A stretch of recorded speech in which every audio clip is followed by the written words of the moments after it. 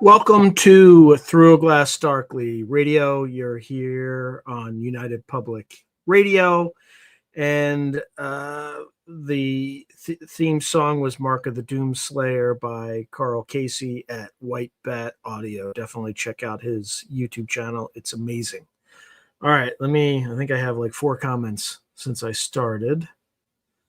And here we go. Just going through this. Hey, Benton. Good to see you, man.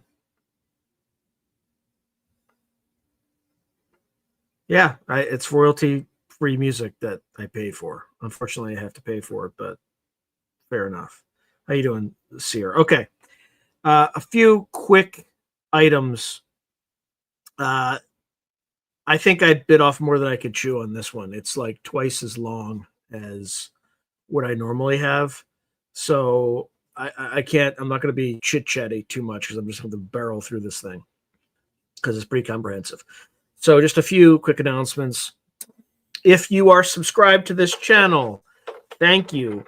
However, please double check that YouTube has allowed you to remain subscribed and didn't decide to unsubscribe you for some inscrutable reason. It's been done before. I've had at least 2 subscribers who've had this issue. Just please check, please subscribe. If you're not subscribed, I'd appreciate the subscription. Please like and share and all that good stuff. Okay, so the other thing that I need to note, just for people who are just joining, I come up with the ideas, but for this radio show and this radio show only, I use AI to generate a script. Sometimes I deviate, sometimes I don't, but I just want to be transparent and informative for people who are out there so they know kind of what I did myself and what I had help with. Okay. So again, wanting to be fully transparent. Anyway, now is the time for me to get started, and we're going to dive into this rather comprehensive topic. Here we go. My name is Legion, for we are many. Welcome, listeners, to a journey through darkness. In this episode, we'll delve into the real and traditional accounts of demons, those malevolent beings that have stalked human fears and imaginations across cultures and centuries. From ancient scriptures to folk tales told by firelight, nearly every culture has warned of demons in one form or another. These entities have been blamed for our worst nightmares and darkest temptations, born perhaps from humanity's oldest fears of the unknown. Tonight, we'll explore how demons are portrayed in major world religions, in the mythologies of many lands, and in literature both classic and modern. Along the way, we'll uncover common themes, temptation, punishment, chaos, forbidden knowledge that weaves these tales together. While the tone tonight will be serious and spooky, our aim is also to be enlightening. This will be a comprehensive tour, so get comfortable if you can. Dim the lights if you dare, and imagine the shadows flickering around you. Perhaps you sense a presence just beyond the edge of the room, a watcher in the dark. Don't worry, it's only us here, exploring the rich lore of demons across cultures. Over the next 2 hours, we'll visit haunted deserts, stormy mountaintops, burning underworlds, and forbidden libraries. We'll hear ancient voices recount battles between gods and demons, poets giving voice to the devil himself, and whispers of things that lurk beyond sanity. So if you're ready to listen, let's step beyond the threshold. Keep your wits about you and your faith or reason close as we commence Demons Across Cultures, a journey into the demonic. Our first stop, the sacred traditions of the world's great religions, where demons are not mere fiction but real spiritual adversaries. What do Christianity, Islam, Hinduism, Judaism, and Buddhism say about demons? Let's find out and keep an ear open for any demonic laughter echoing in the background. So, demons in major world religions. Let's start with Christianity. Fallen angels and exorcisms. In Christianity, demons are typically seen as fallen angels, once heavenly beings who rebelled against God and were cast down with their leader, Satan. The New Testament describes Jesus Christ driving out many demons, treating them as real entities afflicting humans. One famous account is the Gerasene demoniac. I think they meant Gethsemane. The Gerasene demoniac, a man tormented by a multitude of demons who call themselves Legion, for we are many. Jesus cast them out into a herd of pigs, which then plunge off a cliff. This dramatic exorcism illustrates both Jesus' authority and the chaos demons bring when unleashed. Throughout Christian lore, demons whisper temptations and sow terror. Early monks in the Egyptian desert wrote of doing spiritual battle with devils. These monks recorded that the devil would come to them in frightening or seductive forms, even as a beautiful woman, to tempt them into breaking their vows. The Desert Father, St. Anthony, for example, was said to be harassed by horrific demonic apparitions during his solitude. Artists for centuries have imagined St. Anthony in his cave, surrounded by leering goblins and grotesque creatures clawing at him, testing his faith.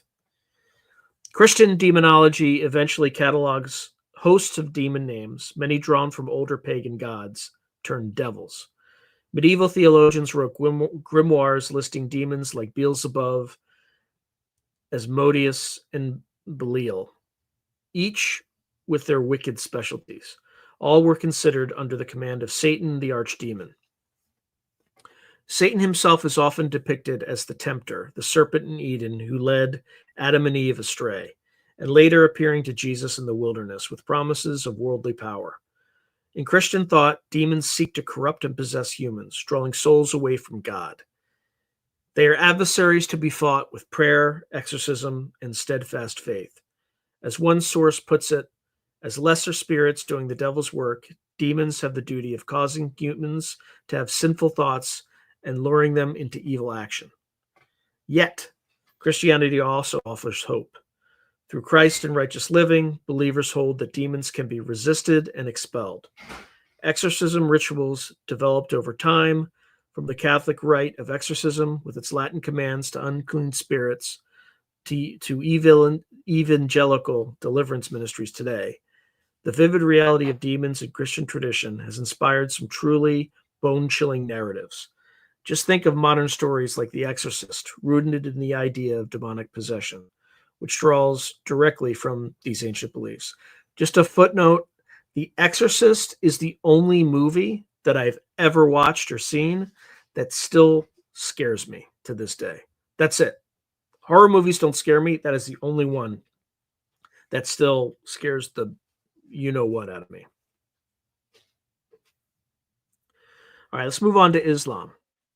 Jinn and the Whisperer. In Islam, belief in spirits is also integral, but the story has its own twists. Islam teaches the existence of jinn, invisible beings made of smokeless fire, distinct from humans made of clay and angels made of light. Jinn have free will, some are righteous, but others are wicked. The chief of the evil jinn is Iblis, also known as Shaitan or Satan. Islamic lore recounts that when God created Adam, he commanded all angels and jinn to bow to the first human. All obeyed except Iblis. Filled with pride, Iblis refused, proclaiming, "I am better than him. You created me from fire and him from clay." For this arrogance, Iblis was cast out of God's grace and became the devil in Islamic tradition.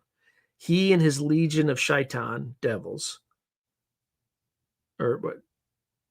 Shayatin, I guess, devils, then dedicated themselves to tempting humans into error. The Quran describes how Iblis vowed to mislead humans from the straight path, and thus he is sometimes called Al-Waswas, the whisperer, who whispers evil suggestions into the hearts of people. Many Muslims take demonic influence quite seriously.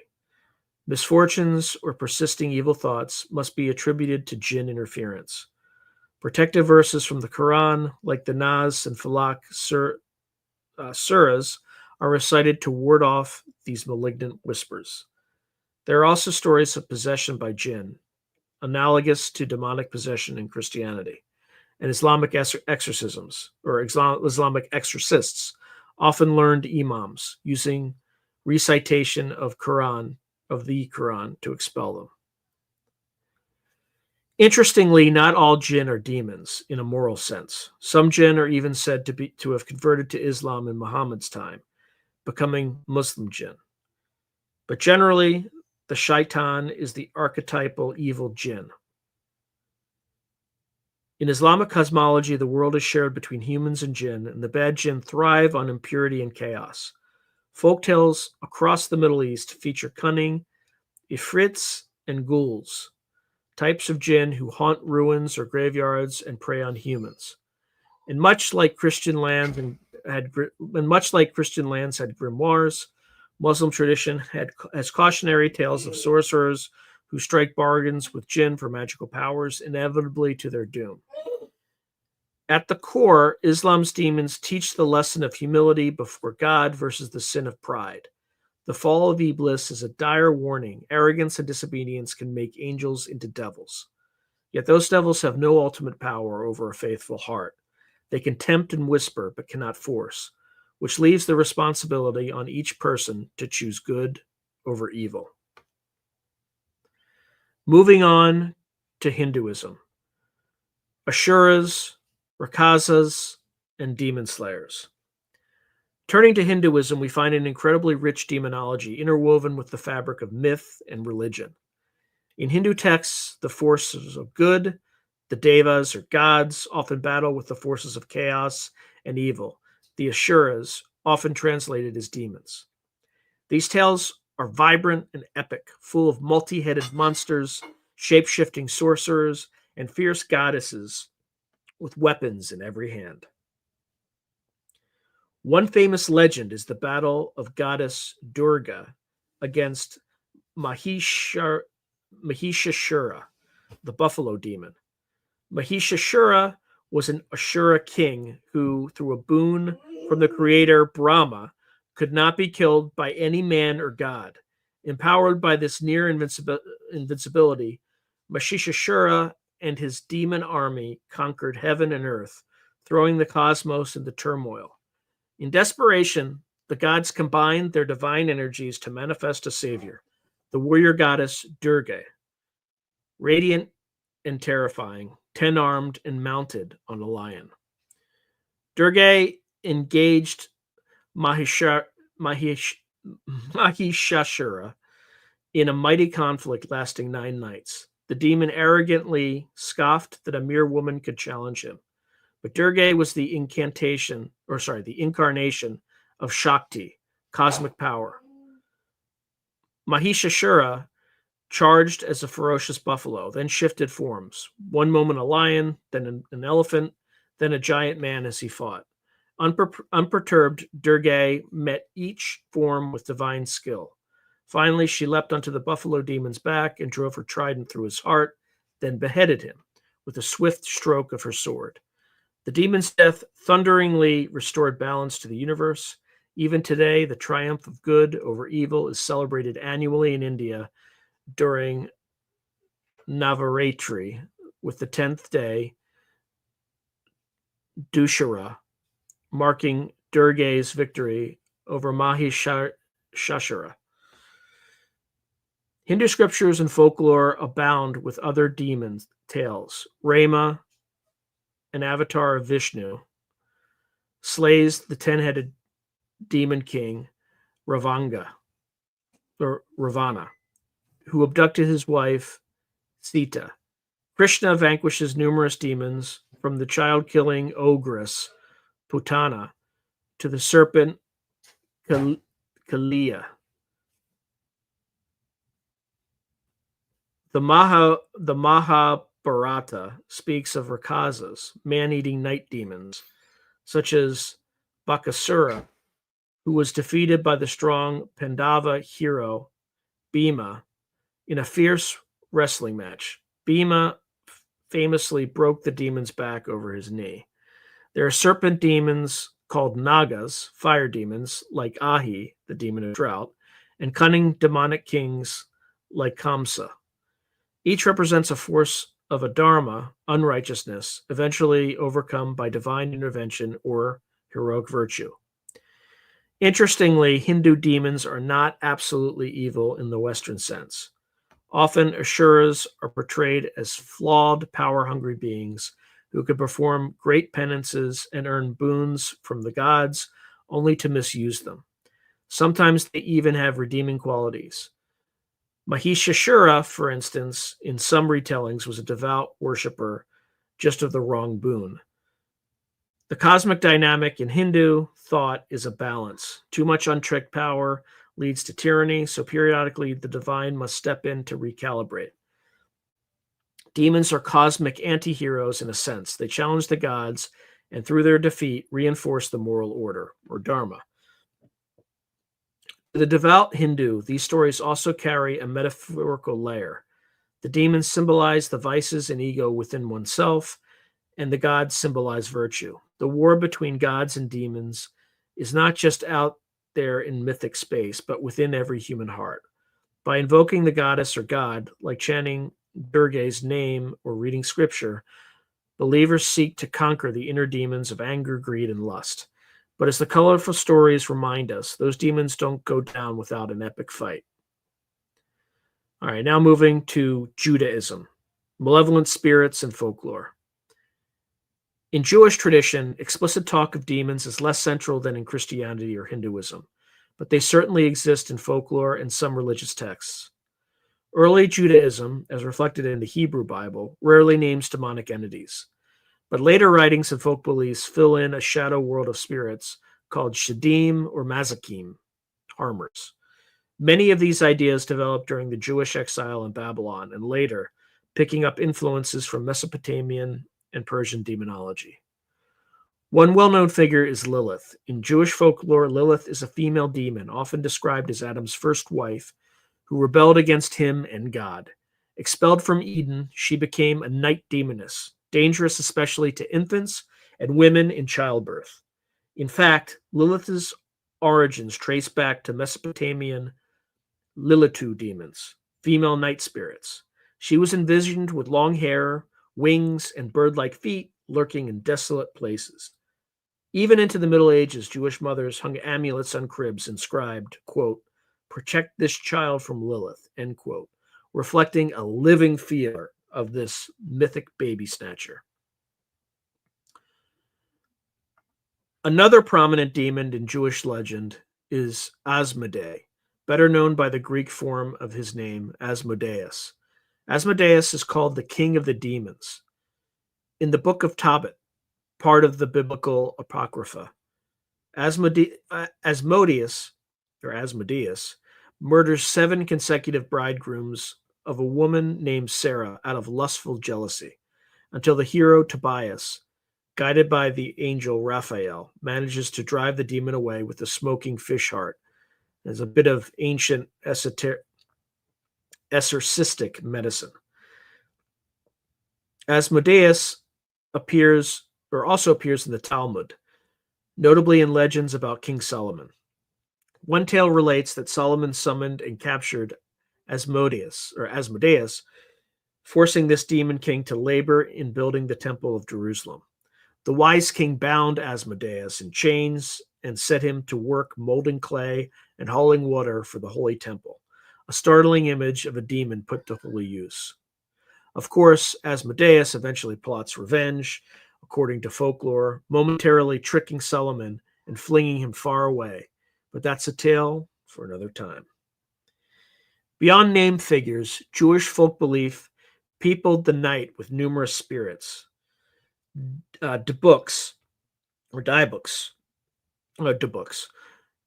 malicious possessing spirits of the dead. Mazakim, causing accidents. And Ruach Raya, evil spirit, that could trouble a person if basic religious rituals like washing hands in the morning were neglected. Yet Judaism always balanced these fears with faith in God's protection. Traditional prayers like Birkat HaMapil before sleep ask God to keep away evil spirits from one's rest. Protective amulets and incantations were used much as in other cultures. An interesting find from the 6th century are Aramaic incantation bowls, inscribed with spiraling text to trap and ward off demons, often calling on Jewish patriarchs or divine names for aid. In summary, while Judaism doesn't have a systematic demonology in its canonical theology, the folkloric imagination certainly embraced the idea of evil spirits. Demons here often serve as personifications of sin and misfortune. They are not dualistic, independent powers. In Jewish belief, even Satan and demons are ultimately under God's control. But they are a colorful part of the moral landscape, warnings of the dangers that lurk if one strays from the path of Torah. As the old Yiddish saying goes, speak of the angel of death, and you hear the rustle of his wings, a caution that sometimes it's best not to go looking for demons. Now moving on to Buddhism, Mara and the tempters. In Buddhism, the concept of an ultimate evil being like Satan is absent. But there are certainly demons and tempters that play critical roles, especially in the story of Gautama Buddha himself. The most infamous is Mara, or Mayra, whose very name means destruction or bringing death. Mayra is sometimes called a Diva Putra, a godling, or an Ashura, but essentially he personifies temptation, sin, and death. Everything that binds sentient beings to the cycle of rebirth. According to Buddhist tradition, on the very night the young prince Siddhartha sat under the Bodhi tree, striving for enlightenment, Mayra, the evil one, attacked. Sensing that Siddhartha was on the verge of escaping Mayra's realm of desire and suffering, Mayra mustered all his demonic forces to prevent this awakening. He assailed the meditator with armies of demons hurling flaming rocks and shooting arrows. He summoned hurricane winds and driving rains. He even sent his 3 daughters, tantalizingly beautiful, to dance seductively, hoping to arouse lust in Siddhartha's heart. It was the archetypical trial of spiritual fortitude. Amid the onslaught, Siddhartha sat serene. He transformed the oncoming weapons into harmless flower petals through his concentration. He remained unmoved by desire or fear. At last, Mayra himself appeared before Siddhartha, questioning his right to attain enlightenment. In a powerful moment, Siddhartha touched the earth with his hand and called the earth goddess, to witness his countless past good deeds. The earth roared in response, acknowledging his merit. And Mayra was defeated. As dawn broke, Siddhartha became Buddha, the awakened one, and Mayra slunk away, knowing not what to do, as one text puts it. This temptation of the Buddha by Mayra is often compared to the temptation of Christ by Satan in the desert. Both represent the final spiritual test. In Buddhist art, Mayra is depicted as a fearsome demonic king, often with multiple arms and riding an elephant, or as a dark figure lurking with an evil grin. Yet importantly, in Buddhism, Mayra is not an all-powerful evil entity, but rather a personification of our own inner demons, greed, hatred, and delusion. Buddhists are also taught that Mayra's forces are really internal. It's our attachments and ego that create these demons. Beyond Mayra, Buddhism, especially folk and tantric Buddhism, recognizes many other supernatural creatures. Yakshas and Rakshasas, or Rakshasas, borrowed from the Hindu lore, as nature spirits or flesh-eating demons. Pretas, or hungry ghosts, tormented beings of insatiable hunger, and a variety of hell guardians. In Tibetan Buddhism, one finds terrifying, wrathful deities like Mahakala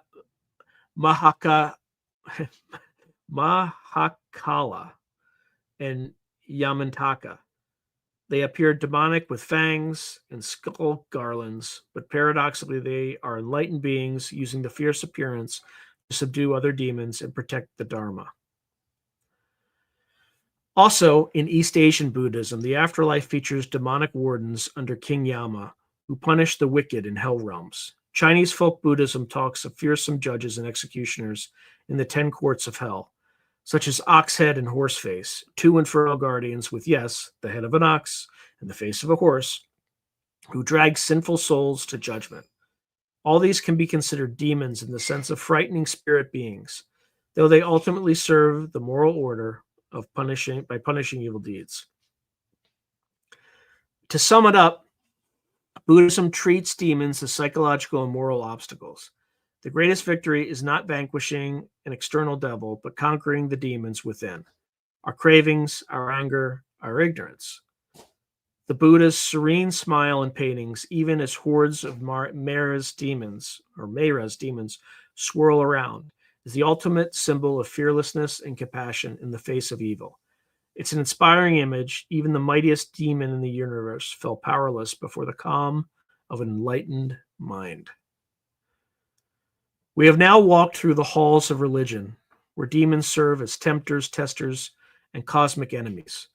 But demons also roamed freely in the mythologies of many cultures, sometimes overlapping with religion, sometimes in purely folk imagination.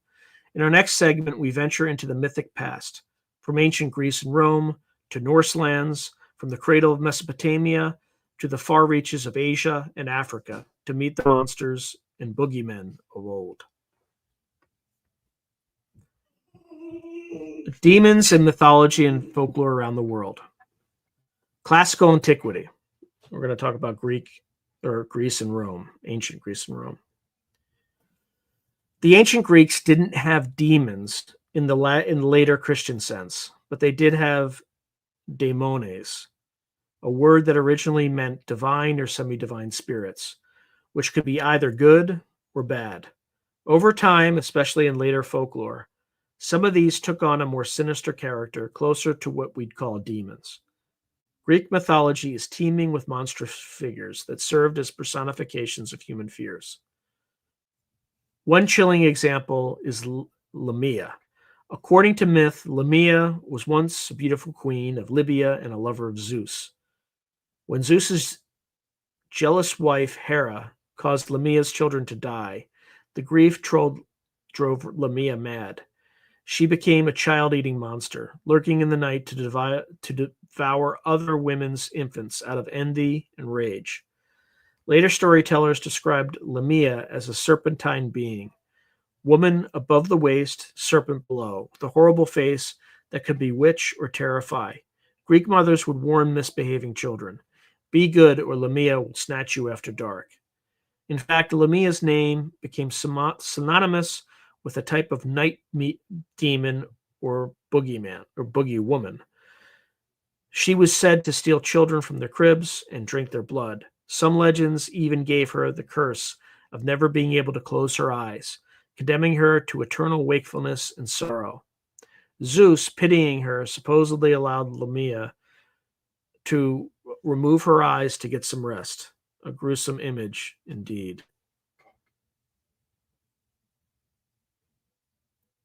The Greeks also spoke of Empusa, a shape-shifting she-demon in the train of the goddess Hecate.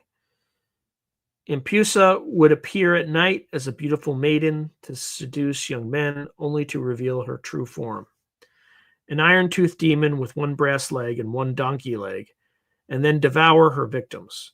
She and similar female spirits, the Mormo and Striges, were essentially early vampire figures, preying on human flesh and blood. Meanwhile, the underworld of Greek myth had its share of demon-like tormentors. The Furies, Erinyes, were avenging spirits that punished murderers, often depicted as grotesque women with serpents for hair and blood dripping from their eyes. Although called Eumenides, kindly ones, euphemistically, they were anything but kind to the guilty, hounding them to madness. The concept of the evil eye also existed, not a demon per se, but the idea that envy or curses could project a malign spirit that causes harm. Greeks wore amulets with eye symbol or the Gorgon's head to ward off these malevolent influencers.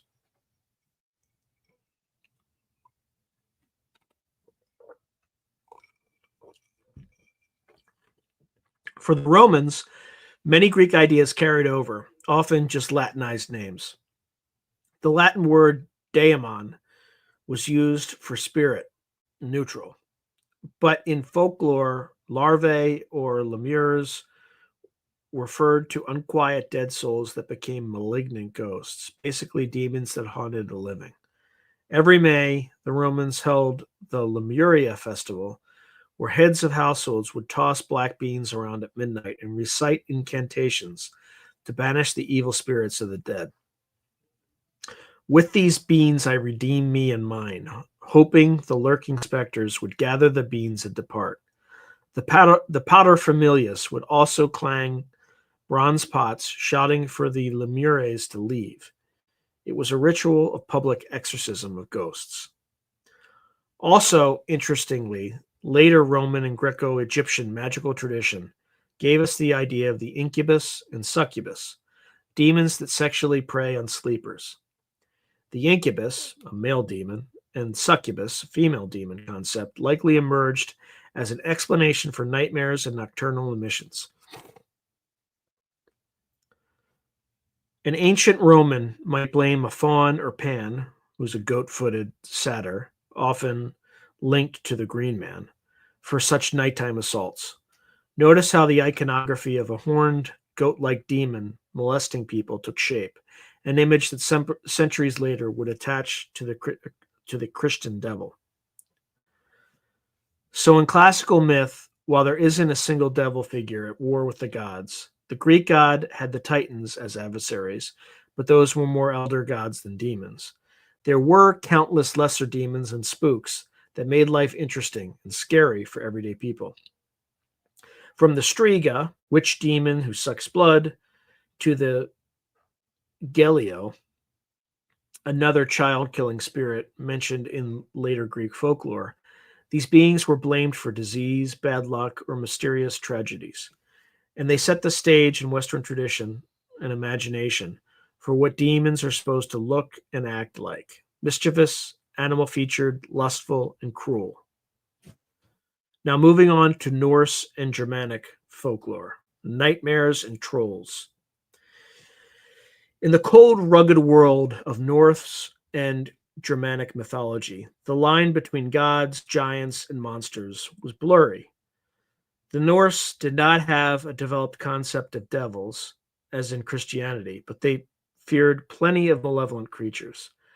Perhaps the most insidious and everyday belief was the mare, or mara, from which we get the very word nightmare.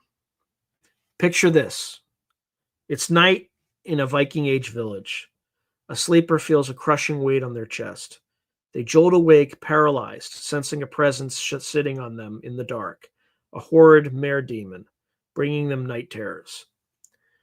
The mare was believed to be a female spirit or goblin that creeps into houses at night. She sits on people as they sleep, riding them and giving them bad dreams.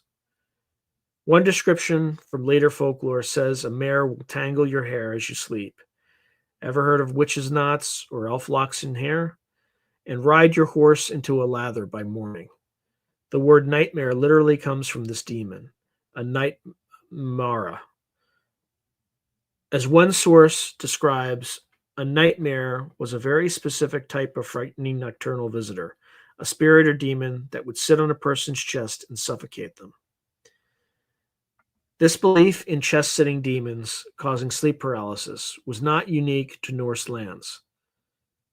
Similar myths of a hag or demon on the chest exist in many cultures, but mare is the Germanic contribution to this lexicon of demons.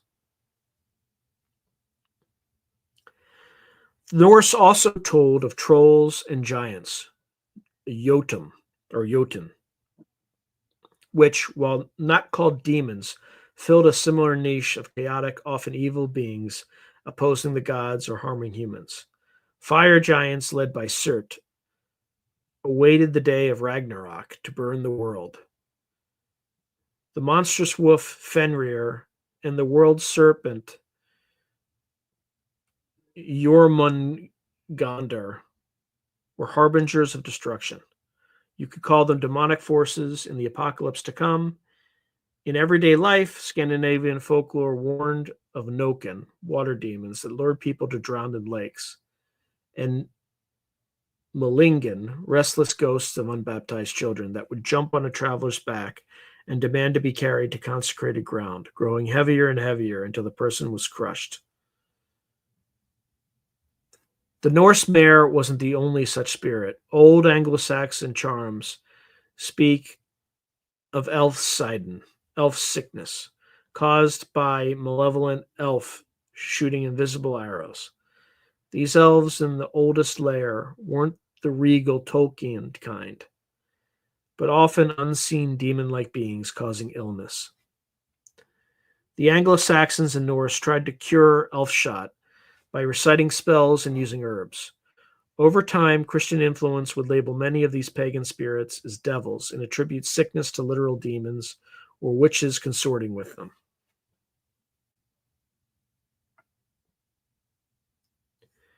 In medieval Scandinavia, one specific demon was the Mara, yes, same word as mare, who could also appear as a Mara cat or Mara dog and suffocate sleepers.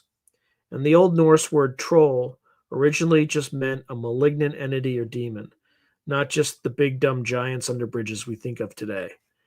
A troll could be an ill intentioned ghost, a witch, or a mischievous hidden person. One famous Icelandic saga tells of a sorcerer who sends to bury a kind of demon helper made from a dead man's rib and stolen communion wine to steal milk and butter for her. Definitely a demonic familiar in that context. To ward off these beings, the Norse and Germanic folk used runes and iron. Iron was believed to repel fairies and trolls. Just imagine a Viking carving protective runes on their door or placing an iron blade under their baby's cradle, hoping to keep the wandering demons at bay during the long winter nights when the boundaries between this world and the other may thin. Every culture had its version of the boogeyman. For the Norse, it was the mare pressing on your chest or the troll lurking in the forest mist. And even though their gods were hardly warriors like Thor and Odin, those gods themselves were fated to fall to monstrous beings in the end times. It's as if the Norse understood that chaos and darkness, the demonic forces, can be held off for a time, but never completely vanquished. A sober thought as we move on to one of the earliest cradles of demonic belief, Mesopotamia. Mesopotamia, the origin of demonology. If we were to pin a birthplace for organized demonology, Mesopotamia would be a strong candidate. In the lands of Sumer, Babylon, and Assyria, modern-day Iraq and surroundings, we find many of the oldest names of demons and complex rituals to appease or expel them.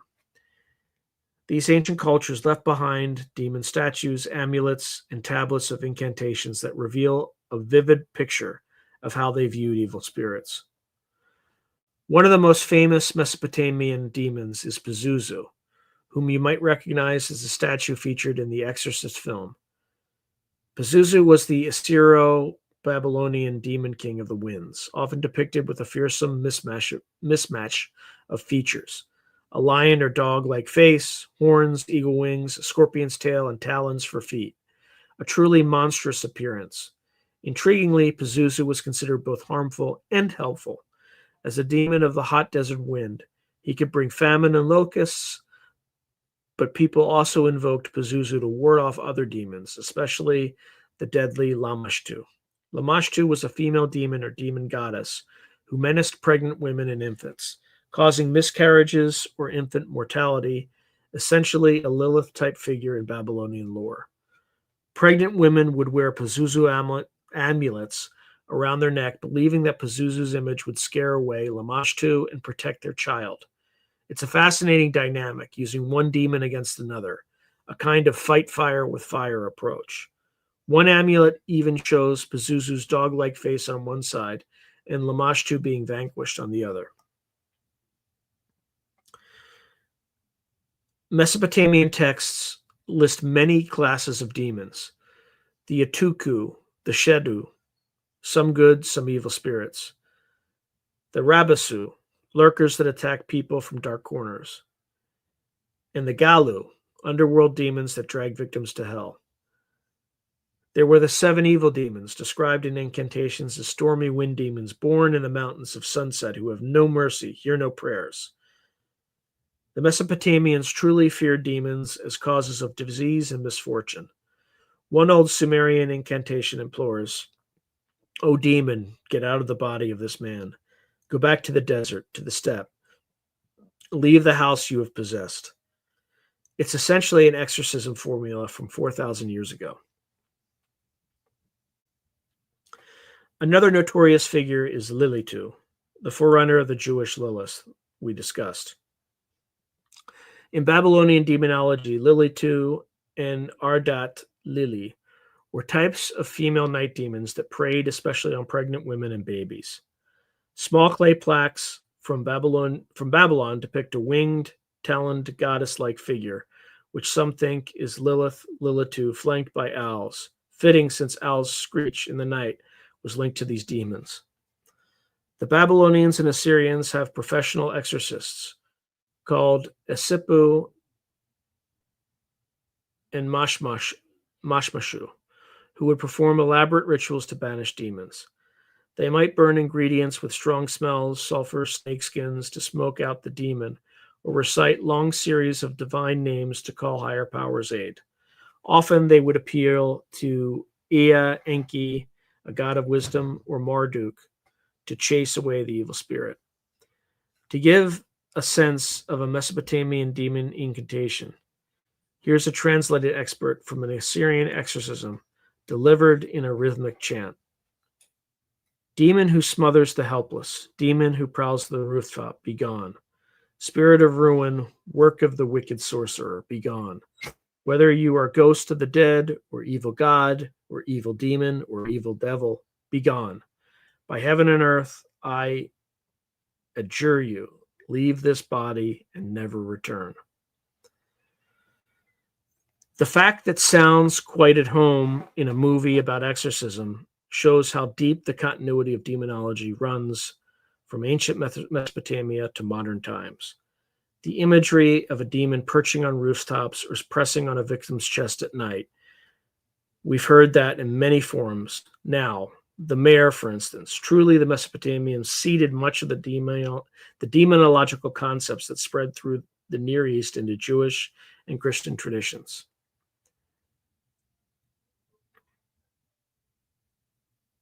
As a final Mesopotamian example, consider the Galu demons. When the goddess Inanna Ishtar ventured into the underworld in a famous Sumerian myth, she was killed and hung on a hook. Upon her eventual revival, a band of Galu demons were sent with her to drag back a replacement soul. These Galu later seized her lover, Dumuzi, to take him below. They are depicted as relentless, angry demons who know no food, know no drink, eat no offerings, and accept no gifts. It's a frightful image of demonic henchmen enforcing the rules of death. In summary, Mesopotamian culture lived intimately with the idea of demons. They crafted them to art, wore their images as protection, and wrote some of humanity's first demon manuals.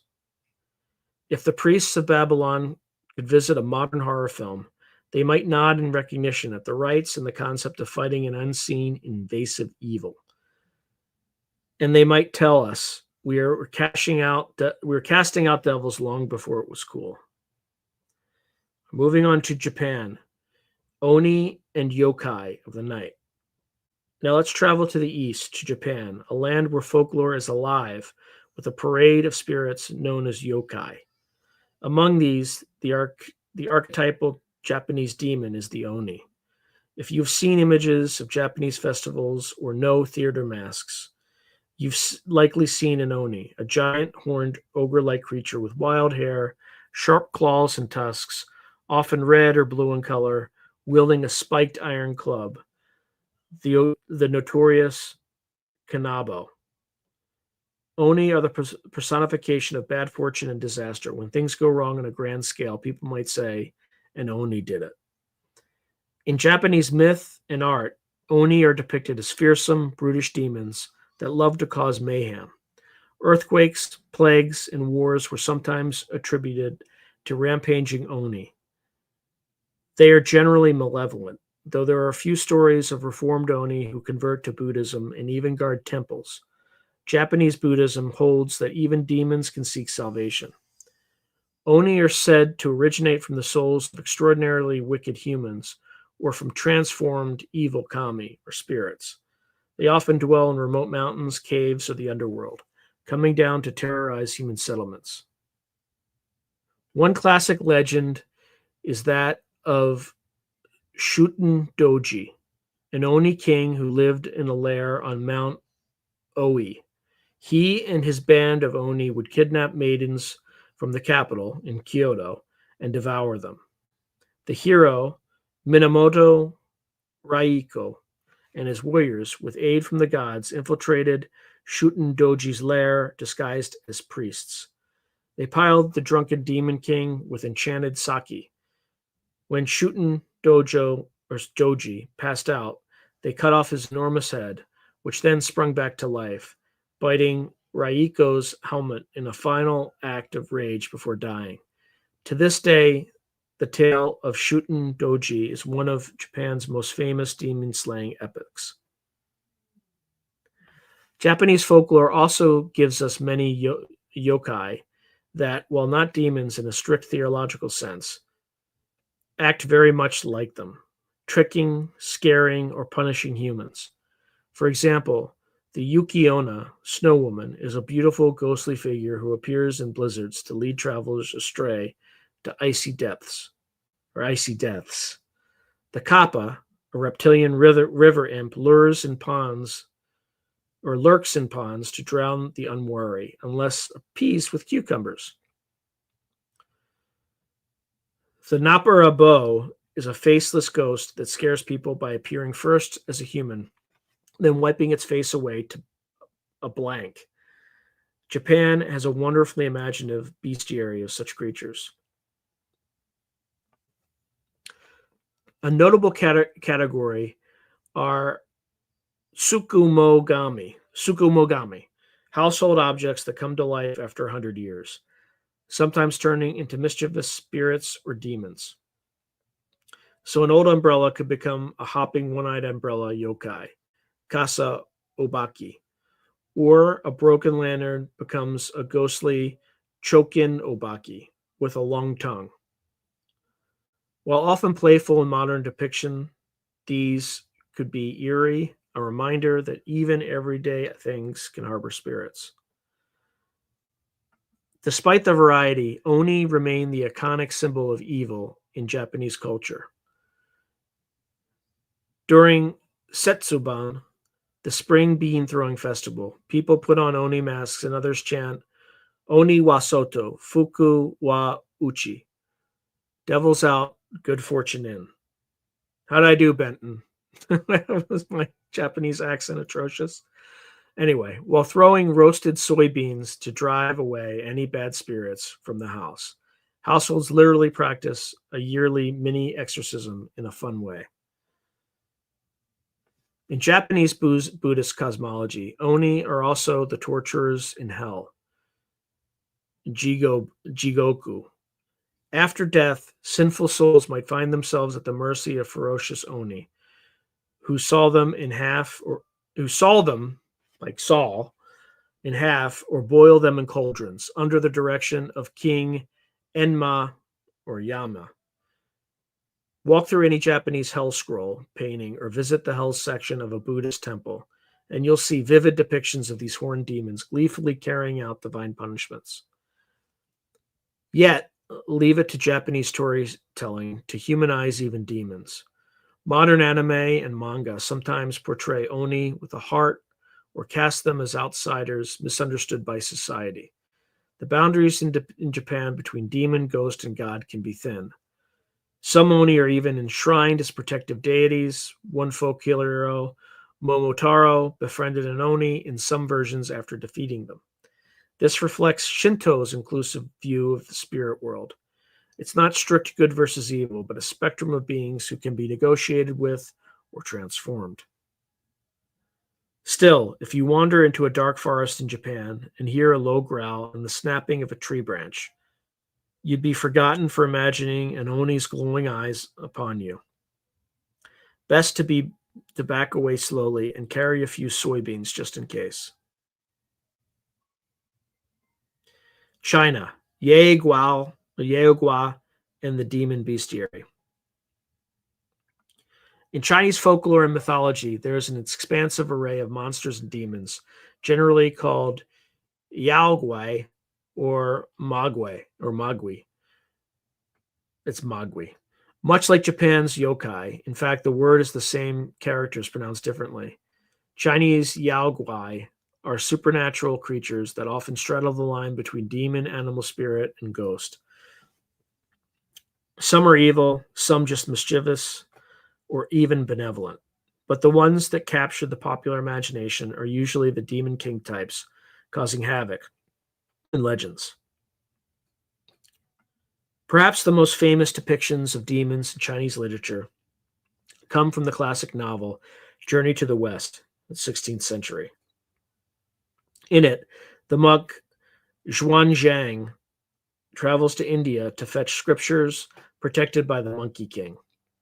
Sun Wukong and comrades, and along the way they battle a new Yao Gui almost every chapter. There's the white bone demon, the bull demon king, spider demons, scorpion demons, you name it. These Yao Gui are often animal spirits who have gained magical powers by cultivating Taoist practices and turned man-eating or human harassing out of greed for immortality or other desires. For example, the seductive fox spirits, Huli Jing, are well-known type, nine-tailed fox demons that take the form of lovely women to seduce and steal the life essence of men. One such fox demon famously corrupts the last Shang dynasty king in the novel Investiture of the Gods, leading to his downfall, showing how demons in Chinese lore often symbolize moral decay in leaders or chaos in times of bad governance. A hallmark of Chinese demon lore is shape-shifting. It is said that anything, animal, plant, or even inanimate object that absorbs enough qi or life energy can become sentient and take human form. So you have stories of snake spirits, tree spirits, even a 2,000-year-old carrot that becomes a demon in one tale. Many of these entities start as amoral but become dangerous if they develop a taste for human prey or if angered. The term Yao in Yao Gui implies strangeness and otherworldliness, and indeed they cause all sorts of weird, eerie phenomena. One text notes confusion, bizarre disease, eerie sights and sounds. When such occur, the saying goes, there must be a Yao, demon, at work. Despite yet many Yao Gui being tricksters or predators, they're not always portrayed as pure evil. Some can be reasoned with or even reformed.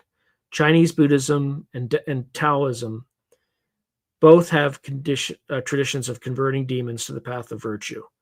A great example, Zhang Kui, the demon queller. He is a deity in folklore who commands an army of little demons to hunt down greater evil spirits, kind of like a demon who fights demons. It's kind of like Omar, the guy in The Wire that robs drug dealers. Legend says he was a scholar who committed suicide unjustly, and the king of hell, moved by his loyalty, made him a demon-catching judge. Now his fierce image, big beard, bulging eyes, brandishing a sword, is painted on doors to scare away wandering ghosts each Lunar New Year. And then there are the straight-up underworld denizens. Daiyu, the Chinese hell, is depicted as a bureaucratic prison with multiple levels, each ruled by a judge and staffed by demons inflicting specific tortures, a concept imported from Indian Buddhism and mixed with native ideas. The aforementioned ox head and horse face are the classic heavies. These two demons, one with a bull's head and the other with a horse's face on a human body, are the gatekeepers of hell, who capture the souls of the dead and present them to King Yama. If you were bad, you might meet demons who pull out tongues for liars, saw bodies for those who cause division, and so on. A moral lesson in gruesome packaging. Chinese folk practices to avert demon trouble include fu talismans, those strips of yellow paper with red ink charms, often burned and the ashes ingested or affixed for protection. Loud firecrackers to scare spirits away, and the use of Taoist swordsmanship with peachwood swords. Peachwood is believed to repel evil.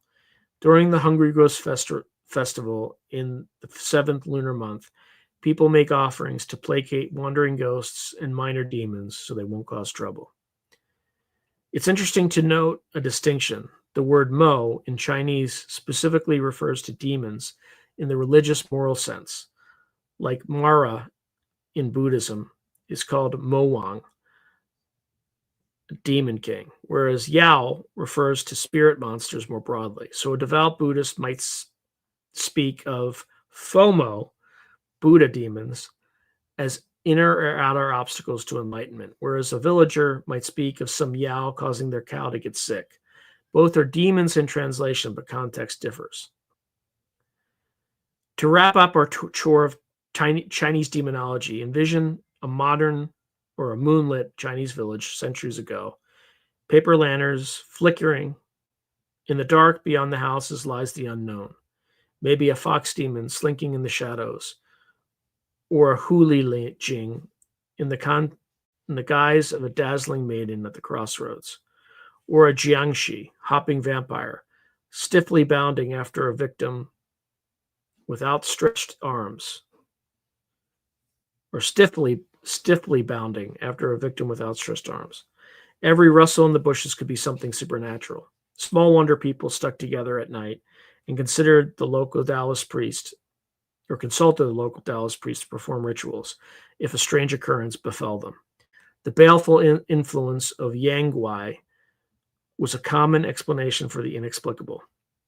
Yet, unlike purely evil fiends, many Yaoguai had motivations and personalities. Some were even humorous or pathetic. This rich tapestry has kept these stories alive, reimagined in opera, novels, and now movies and games.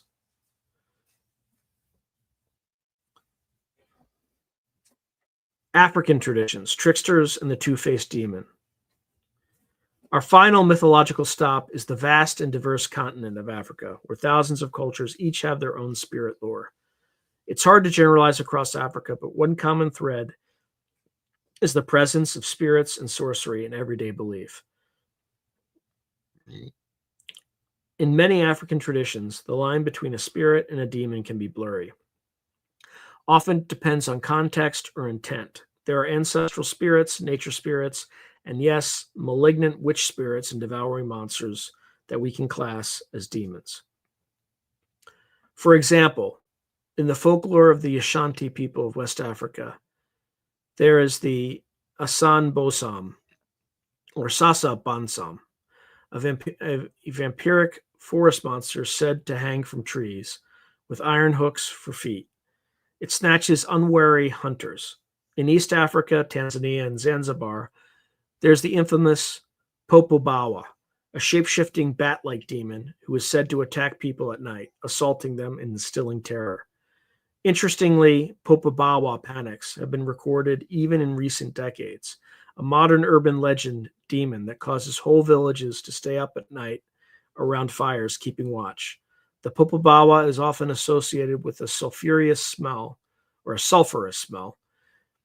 and is said to be a vengeful spirit, possibly unleashed by a sorcerer. It's a great example of how traditional demon beliefs adapt. Some scholars think Popobawa stories express social anxieties in times of stress, yet to locals, the fear is very real. People have described being sat on or choked by this invisible creature, which sounds again like that universal phenomena of sleep paralysis interpreted through culture. Another chilling being comes from southern Africa, the Tokoloshi in Zulu and Xhosa folklore. Tokoloshi are like small gremlin-like demons, often invisible, that witch doctors send to vex enemies. A Tokoloshi might bite a person's toes off at night or cause illness and discord. Traditional advice says to raise your bed on bricks so a Tokoloshi can't easily reach you as you sleep. Let me share a particularly intriguing legend from Central Africa, particularly Angola, the tale of the Kishi. The Kishi is a two-faced demon, literally, a creature with one face of a charming, handsome man and another face of a ferocious hyena on the back of his head, hidden by his hair. By some accounts, the human face lures unsuspecting victims, usually young women, with smooth talk and charisma. But once alone, the hyena face at the back emerges with slavering jaws to devour the victim. The Kishi embodies the ultimate warning that evil can be deceptive. What looks beautiful and trustworthy may hide monstrous intent. In the Angolan stories, if a Kishi marries a woman, she's doomed. He will eventually show his true nature, eat her, and carry any offspring to raise as more demons. Only fire or powerful magic can ward him off, they say. African mythologies also often feature powerful trickster figures like Eshu, Yoruba, or Legba, Fawn, sometimes labeled as devils by outsiders, but really they are morally ambiguous deities of chance and change, not evil per se. However, there are purely malign entities too. For instance, in Ethiopian Christian tradition, one of Africa's oldest Christian cultures, there are many Debuk like demons and Zar spirits that possess people, requiring exorcism by priests. The Ethiopian church has exorcism rituals similar to those in Catholicism, and there's a strong belief in evil eye and evil spirits, causing disease and misfortune unless counteracted by holy wards or charms. In some African tales, witchcraft and demons go hand in hand. Witches, humans with occult power, might send flying demons or curses at people. Communities might hold ceremonies to rid an area of such malevolent forces. The line between a demon and a cursed ghost can be thin. For example, the Igbo people speak of Agbanji, evil spirits that are born as children and die young repeatedly to torture their parents. Chinua Achabe's Things Fall Apart famously mentions this. While often explained as the spirit of a child, an Agbanji can be seen as a demonic agent of misfortune that must be dealt with by finding its hidden life token, Iyiuwa, and destroying it. It's worth noting Africa's demon lore is incredibly diverse. Each ethnic group has its own names and nuances, but whether it's the Impundulu, lightning bird vampire of the Xhosa, the Capri, tree demon of the Maghreb, though Capri is more Filipino actually, or the Arabic influenced jinn beliefs in the Sahai or the Sahel, there's a rich tapestry linking misfortunes to spiritual causes. These serve to enforce moral norms. Don't go alone with a stranger. He could be a Kishi. Don't neglect offerings to ancestors, or a restless spirit might turn demonic. Respect taboos or attract a curse.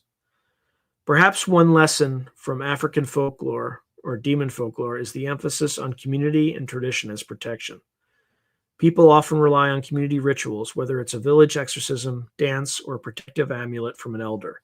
The demon is not just an individual's problem, but the community's. Thus, they face it together.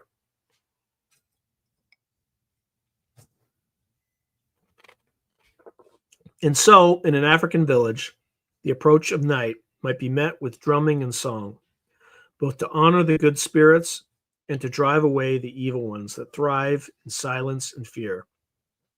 Through collective celebration and noise, they say to the lurking demons, "You have no power here among our unity."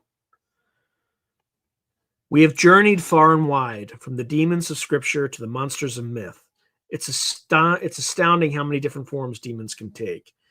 Yet certain threads connect them all. This leads us to our next exploration, thematic overlaps and symbolic meanings behind these demonic tales. What do demons mean? Why do so many cultures personify evil in these ways? And what common human concerns do they reflect? Let's step back and analyze the big picture themes that our tour has revealed, and how demons, in whatever form, often reflect facets of the human condition. All right, I'm going to take,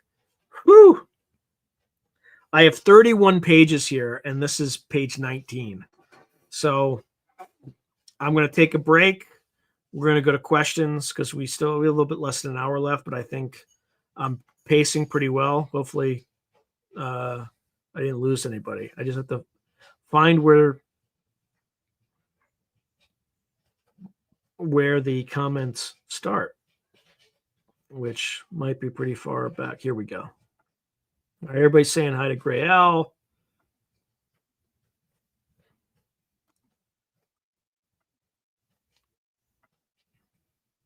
All right, I am just going through as rapidly as possible because, again, I still have like 12 pages of material to read. Hey, Timepiece Adventures, good to see you, man. Yes, Vet Girl 84 is asking, Sean, did you also see The Exorcist of Emily Rose? Yes, that's a good one too. Yeah, I guess you're talking about my abject fear of the Exorcist movie. Timepiece Adventures is saying I have the same thoughts regarding that movie, Sean. Oh, no, no, no. Benton's going to correct you. So the real deal is running. Sean, you healed my back with that video on Wednesday. Thank you. I didn't heal you. And I think Benton would say that he didn't heal you. He just said a chant to kind of purify you. And then it just invoked what he calls, or what Shinto calls, the kami, which are kind of spirits, nature spirits, and stuff like that. They purified you, is the theory, right? Again, what I don't know, if I don't see it, I don't know, but that's the theory behind it. And Benton can feel free to chime in, and because I think I saw him earlier on the stream, if I'm wrong. Oh yeah, you could hear her. Ugh. Yeah, it was annoying. I think she slipped. She slipped when grown in before she went away. Hey, Benton. Yeah, I hope I got that right. I mean, I won't see your response to my response, but Benton Ryer's just saying you're welcome. Hey, how you doing, Arizona Raven?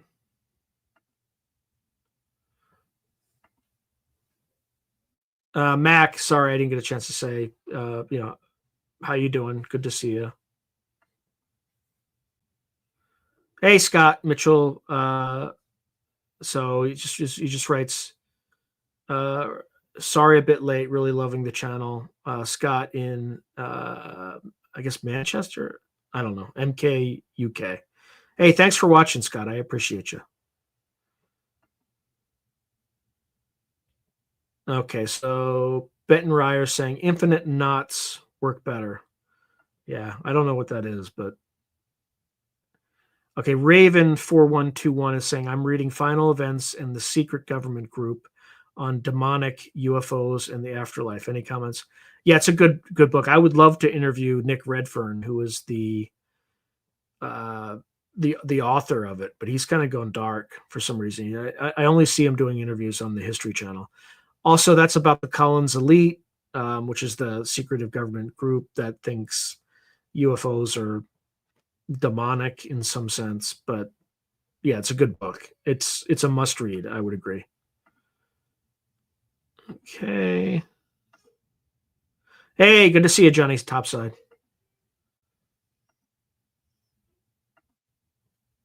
Okay, Benton Ryer is saying in China, people call women, or people who want more and more gifts, hungry ghost. Hey, Jason H. Hey, Kason Lee. Hey, all the people from UPN. Is here.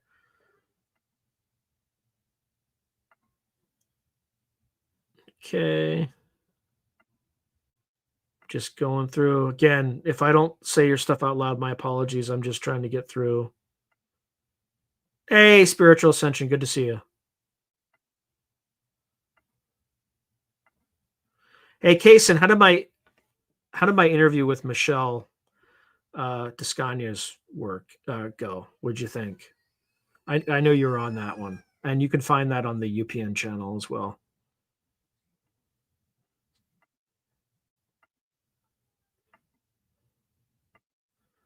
All right, sorry, I'm going as fast as I can.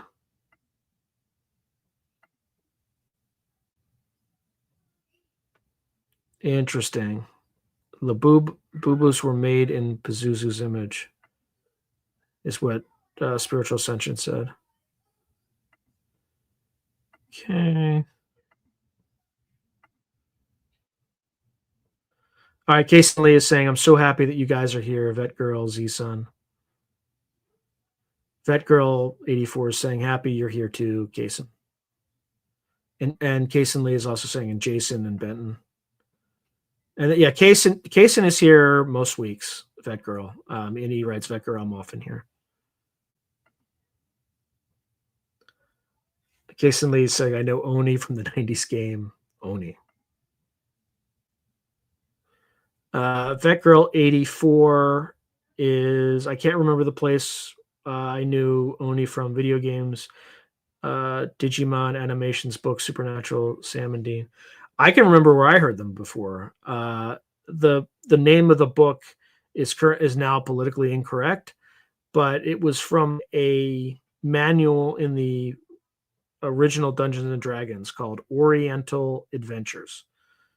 So, and it was just all about East Asian characters and monsters and stuff like that.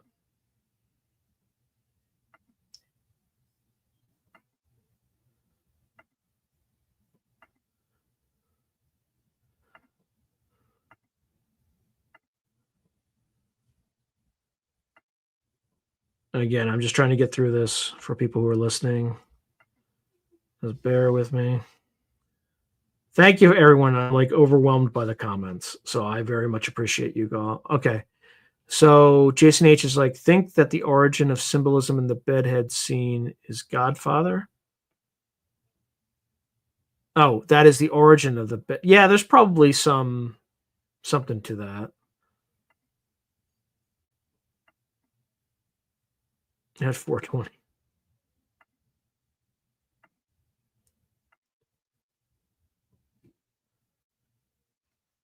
Yeah, Harikiri. Unaliving oneself by slashing their belly with sword. Spiritual Ascension is writing Yowies like Bigfoot and Mogwai like Gremlins. Yeah, Kason Lee is saying samurais do that Harikiri when their reputation goes down the John. Yeah, that is seppuku. That's when they like stab themselves in the belly. What's the other one? I can't remember.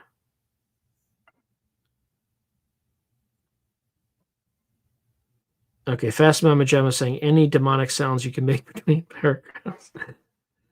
No, but my daughter can. Okay.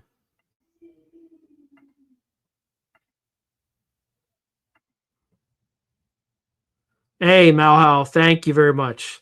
Please share, like, subscribe, and if you are subscribed, make sure you're still a subscriber and YouTube didn't unsubscribe you because they tend to do that. Yeah, I don't do it. My daughter does when she kind of interferes. All right, so Spiritual Ascension is writing witches always be getting grouped together. You got your light and your dark just with anything. White witches don't dabble with demons.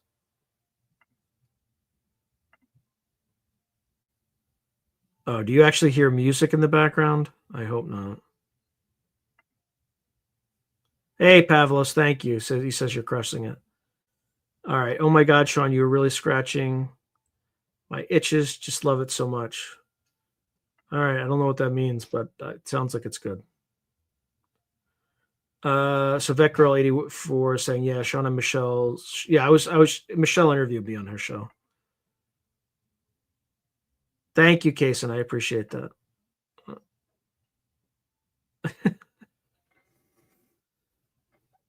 Yeah, it was good back in the day. I think it's been kind of ruined recently. So Vet Girl 84 is saying, oh my God, now hold on. I'm now going to have to study D&D too. The boys didn't want to let me play. Yeah, I don't want to hear Kiri. Okay, I think some keyboards come with sounds. All right, good. There's like slight music in the background, and I hope to God it doesn't reach it to the stream because there could be some copyright issues. Yeah, it might be Harikiri and Seppuku are the same. I don't know. All right. I think I am all caught up. So once more under the breach. Let me just take a swift drink because I still have a lot to get through. All right, here we go. Demons in literature and art. Our exploration would be incomplete without looking at how demons have been depicted in literature. Some of the most enduring, spine-tingling portraits of demonic figures come from the pens of poets, playwrights, and novelists. Through literature, demons often become complex characters, given voice and personality, sometimes even a twisted charm. Let's wander now through the library of dark classics and meet a few infamous literary demons. Mephistopheles, the devil's diplomat in Faust. Perhaps the most famous literary demon, aside from Satan himself, is Mephistopheles, who appeared in the legend of Faust. The Faust story, which originated in German folklore and was first published as a chapbook in the 16th century, tells of a scholar who, dissatisfied with mortal knowledge, summons a demon, who happens to be Mephistopheles, and makes a pact. His soul in exchange for unlimited knowledge and worldly pleasures. This legend was adapted by many, but Johann Wolfgang von Goethe's monumental play, Faust, published in two parts, 1808 and 1832, is the most celebrated version. By the way, in my essay that got me into Stanford, I quoted Johann Wolfgang von Goethe. He had some saying like, censor does much, but encouragement does more. Encouragement after censor is like the sun after the shower, or after a shower, something like that. And it was good enough to get me into Stanford, so thank you, Goethe. Goethe's Mephistopheles is no mindless monster. He's witty, urbane, and deeply cynical. He calls himself part of that power which wills evil and works good. In a famous scene, Faust asks the demon who he is. Mephisto replies with a cryptic, chilling epigram. I am part of that power which eternally wills evil and eternally works good. The line encapsulates Mephistopheles' role. He is a negative force, a tempter and destroyer. Yet in the grand scheme, unknowingly, he drives Faust towards enlightenment and salvation. Goethe's portrayal is nuanced. Mephistopheles is at times comical, charming, even likable in his frankness about human folly. But he is also terrifying when roused, a being who could summon witches and shapeshift, who sneers at love and spiritual values. Faust signs his pact with blood, and Mephisto takes him on a wild journey, from seducing an innocent girl with disastrous consequences to conjuring illusions in an emperor's court. Throughout, Mephistopheles needles Faust, exploiting his weaknesses. Yet he also oddly educates Faust by pushing him to extremes. The idea of deal with the devil in literature largely comes from the Faust legend, and Mephistopheles set the template for the suave, contract-bearing demon, the ultimate trickster attorney for hell. In Goethe's version, Faust is ultimately saved from damnation by divine grace, much to Mephisto's annoyance, emphasizing a message that strives for knowledge and experience. Striving for knowledge and experience is redeemable, whereas cynical negation, Mephisto's forte, is barren. Another notable Faust adaptation was by Christopher Marlowe in the 16th century, Dr. Faustus. Marlowe's Mephistopheles is more anguished. When Faustus asks him how he's out of hell, the demon replies, "Why, this is hell, nor am I out of it." It's a poignant moment where the demon admits that carrying hell within is eternal torment. Literature often uses demons to explore themes of despair and damnation like this. Fun fact, the name Mephistopheles might derive from Greek Mephistophilos, meaning not loving the light. How apt for a demon who thrives in humanity's darkness of doubt.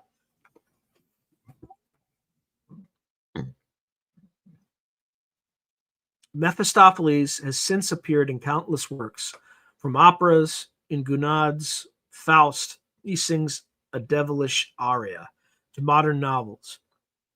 Whenever a story shows a slick deal broker offering a tempting contract. You can bet Mephisto's DNA is in that character.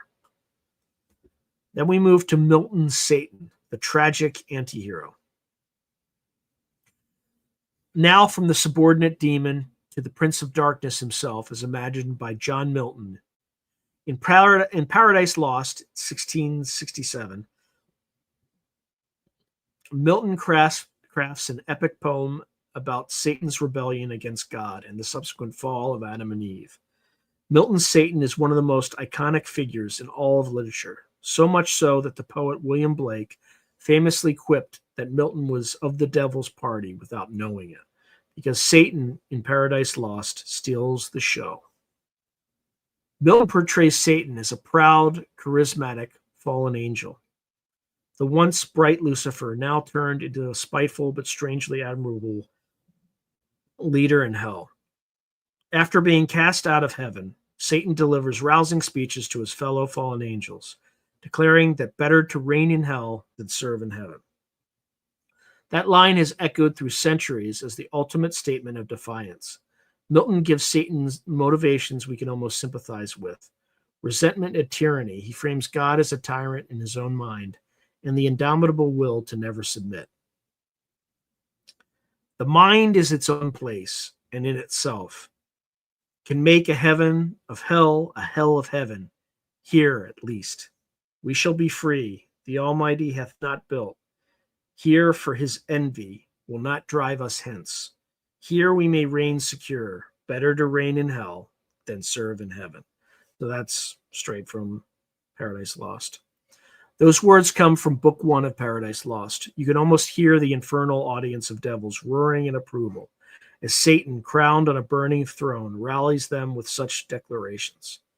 Milton's Satan is heroic in scale. He literally journeys across the vast abyss of chaos, passing through primordial night to find the new world, Earth, where he will corrupt Adam and Eve as revenge against God. Along the way, he shows fear, doubt, even momentary remorse. He hesitates when he first sees the innocent beauty of Eden. These nuances make him relatable, a complex villain rather than a cardboard monster. By giving the devil depth, Milton inadvertently or intentionally, some argue, made evil alluring. This is the crux of the so-called satanic hero of romantic literature. Later writers like Byron, Shelley, and others would be influenced by Milton's rebel angel, seeing him as a symbol of resistance against unjust authority.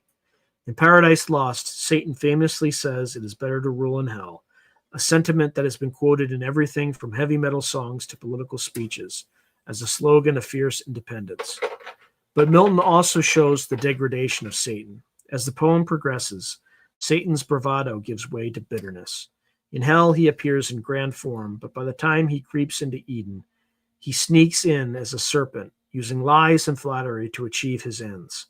When he returns to hell, victorious, he thinks after causing man's fall, he and his demons find themselves grotesquely transformed into snakes, hissing and biting at dust. It's a powerful image of evil consuming itself. Milton's depiction of the demonic hosts introduced many names of demons into common parlance. Beelzebub, Satan's second in command. Belial, Moloch, Mammon, all fallen angels who debate war versus guile in the infernal council. His hell is a vivid bureaucratic empire of sin, with Satan as an emperor on a burning lake. It influenced everything from Dante's earlier Inferno. Dante had a very different Satan, a frozen, beastly, three-faced, chewing on traitors, to modern fantasy's dark lords. In short, Milton humanized the demon, gave the devil not just horns and a tail, but a tragically prideful soul. The Romantic and Gothic writers ran with this. By the 19th century, you have poems like Byron's Lucifer or various Gothic novels where the devil can be seductive, even sympathetic in his rebellion. This is a major evolution from the purely fearsome, cackling devil of medieval morality plays. Other literary demons, from Dante to Lovecraft. While Milton's Satan looms large, let's not forget Dante Alighieri, whose Divine Comedy, especially Inferno, contributed enduring images to demons. Dante populates the circles of hell with many demoniacal wardens. In the Inferno, Dante and Virgil encounter the Malebranche, evil claws, a squad of horned devils with black wings who guard the pit of corrupt politicians. These demons have names like Barbaricia and Scarmiglione, and Dante describes them almost comically at first. One farts as a signal to his comrades. Yes, Dante had toilet humor. Yet they are cruel too, pitching souls into boiling tar and hooking any that try to surface. Dante's imaginative geography of hell, with demons assigned to punish the various sins, set a precedent for later visual art and literature's portrayal of demonic torment. His Satan, however, is not the charismatic, Platonic kind, but a grotesque giant trapped in ice, eternally chewing traitors, a mindless engine of destruction at the bottom of the universe. At least he mindlessly chews on traitors, the worst possible human beings.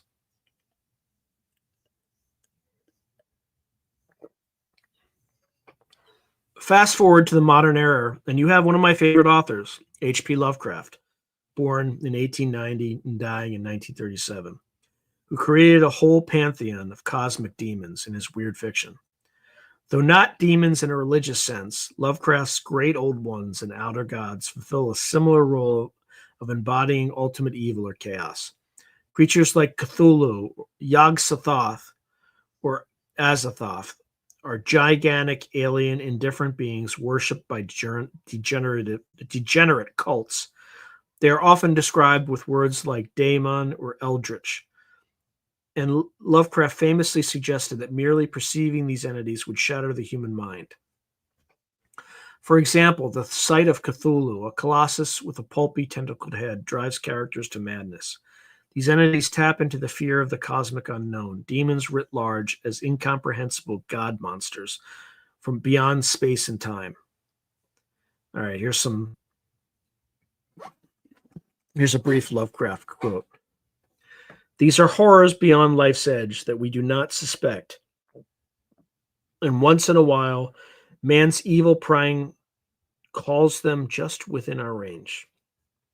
Well, they could have taken a better quote from Lovecraft, but I guess that is what it is. Lovecraft stories like the Call of Cthulhu or the Dunwich Horror represent a universe where humans are insignificant and at the mercy of ancient forces. In a way, it's a scientific age riff on demonic fear. The devils are extraterrestrial or extra-dimensional beings, but the effect is the same, terror, and the assault on sanity and morality. His work gave rise to the entire genre of cosmic horror, and writers after him, many RPGs, treat Lovecraftian entities as a kind of demon.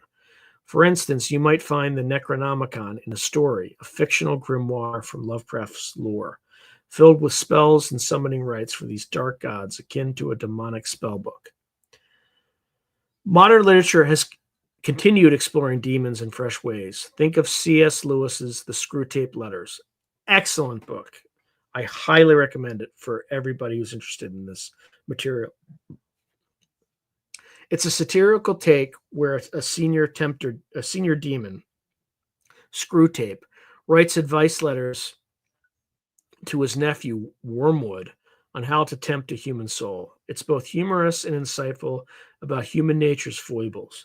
The demons are presented as bureaucratic tempters, which is a far cry from dragons and horned beasts, but conceptually the same, leading humans astray. In the realm of horror fiction, William Peter Blatty's The Exorcist in 1971 novel reawakened public fear of personal demonic possession with the terrifying demon Pazuzu, borrowed right from Mesopotamian lore. And Stephen King often incorporates demonic elements, like the entity in The Shining that haunts the Overlook Hotel, or the recurring villain Randall Flagg, who appears in several of his work as basically a demon in human guise. There are also demons in more metaphorical or psychological literature. Dostoevsky's novel The Devils often translated demons, uses demons to refer to radical political ideas possessing society. Mikhail Bulgakov's The Master and Margarita features Woland, a mysterious gentleman who was actually Satan visiting 1930s Moscow, along with a retinue that includes a demonic talking cat. Bulgakov's Satan isn't just evil, he punishes the deserving and satirizes Soviet bureaucracy. This echoes the age-old theme of the devil as both trickster and judge. In poetry, how can we not mention Charles Baudelaire and the French symbolists who were enchanted by the satanic imagery? Baudelaire's Les Fleurs du Mal, Flowers of Evil, contains pieces like Litany to Satan, which ironically praise the devil as the misjudged friend of the outcast. This kind of rebellious romantic demon is a literary archetype of the 19th century. Even in children's literature and pop culture, echoes of literary demons appear. Think of how Disney's Fantasia depicted a black-winged Chernobog based on a Slavic demon towering on Bald Mountain, clearly inspired by Romantic era imagery. Through all these, whether it's high poetry or pulp horror, demons in literature allow us to personify abstract evils and conflicts. They make the invisible visible. The demon can be a character we converse with, bargain with, or fight against, a narrative way to grapple with temptation, sin, and the inexplicable. By externalizing inner struggles or societal issues as demons, literature gives us a canvas to explore them safely, or at least artistically. And of course, demons often make for excellent drama. Who can forget when Milton's Satan rallies his legions, or when Mephistopheles sneers at Faust, or when Lovecraft's narrator realizes the ancient thing is awakening? As a closing quote, we'll take something from Faust.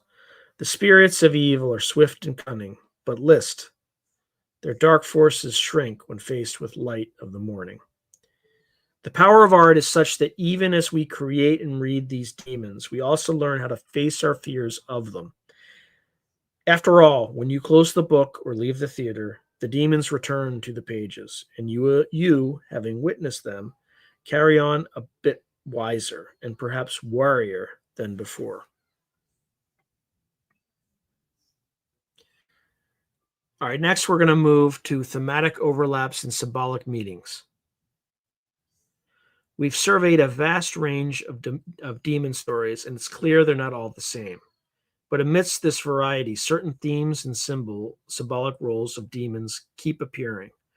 In this segment, let's gather those threads: temptation, punishment, chaos, knowledge, and more, and see how demons across traditions often serve as mirrors of human hopes and fears. Temptation and moral testing. One of the most universal roles of the demon is that of tempter. From Mehrod to trying to entice Buddha with visions of pleasure, to Satan offering Jesus dominion over all kingdoms, to Mephistopheles luring Faust with knowledge and magic, demons repeatedly embody the external force of temptation.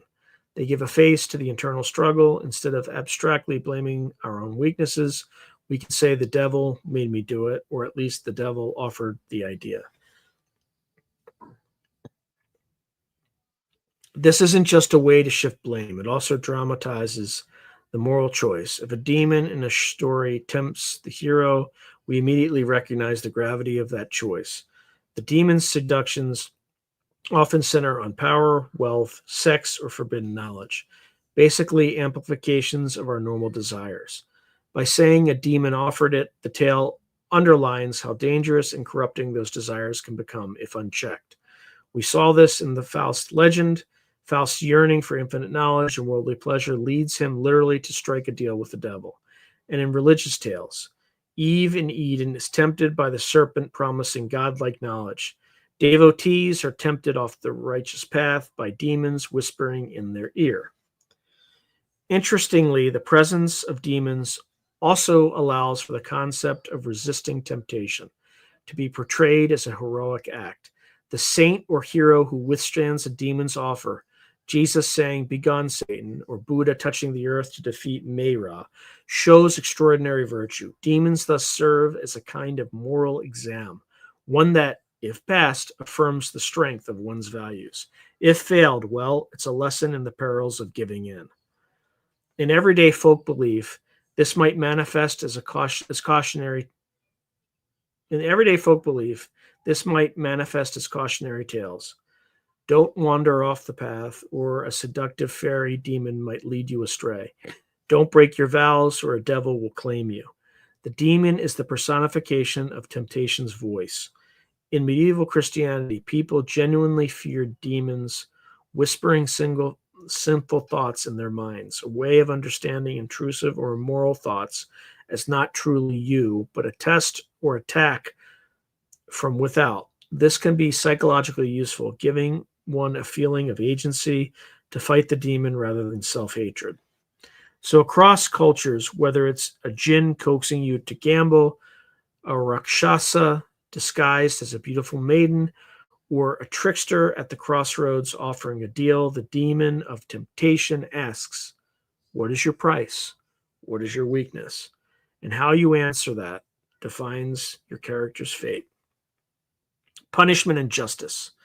Another recurring function of demons is as agents of punishment, often in the afterlife, but sometimes even in life. In many religious cosmologies, demons or demon-like officials are the ones who carry out divine justice on wrongdoers.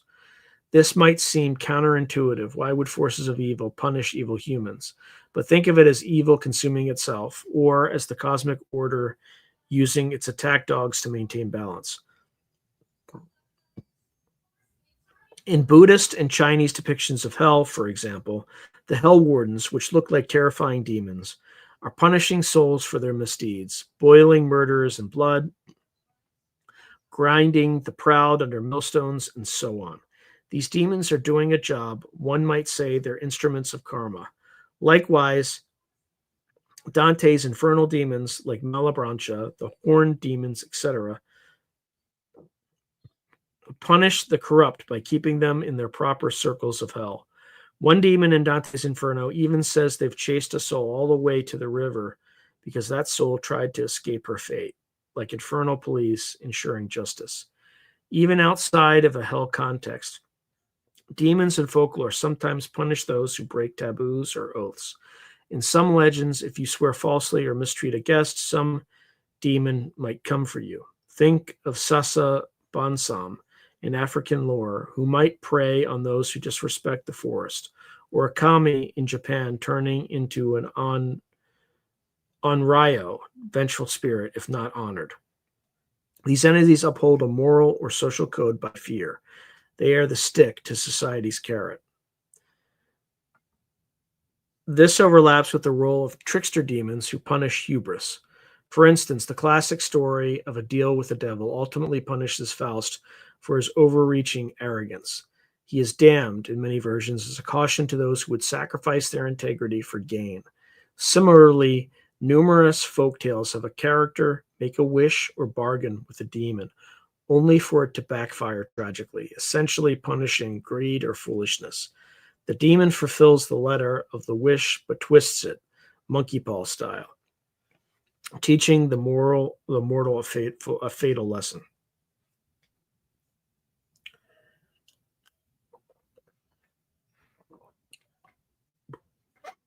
In a religious frame, demons punishing the damned also serve to absolve the highest deity of direct cruelty. It's not God or Yama personally torturing souls. It's these ugly demons doing the dirty work. So the concept of demons helps embody the darker side of justice. That said, cultures often portray these punisher demons as overzealous or cruel, reinforcing that while justice is necessary, those who enjoy inflicting pain are themselves kind of evil. There's an undercurrent in many stories. Demons are needed for cosmic balance, but one shouldn't revel in their work. Perhaps that's why in many myths, heroes can outwit or overcome demons of punishment by showing mercy or repentance, thereby escaping the cycle of retribution. In summary, demons often handle the punishment department. They are the jailers and executioners of the spiritual realm. Scary as they are, they reinforce the idea that actions have consequences. If not now, then later, and those consequences can be very unpleasant if one strays from the path.